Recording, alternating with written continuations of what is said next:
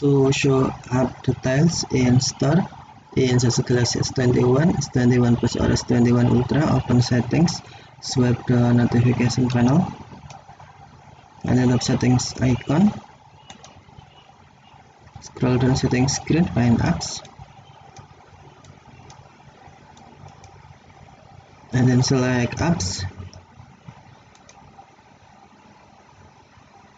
select app you want to show detail. For example, detail,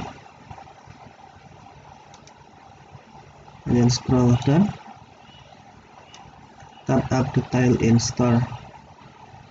App downloaded from from Galaxy Store. Just wait, and then we can see app detail in Galaxy Store.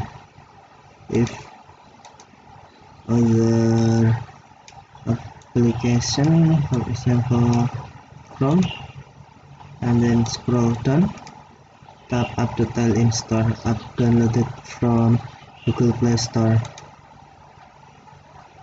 and then you can see the detail in here. Okay, thank you for watching. Have a nice day.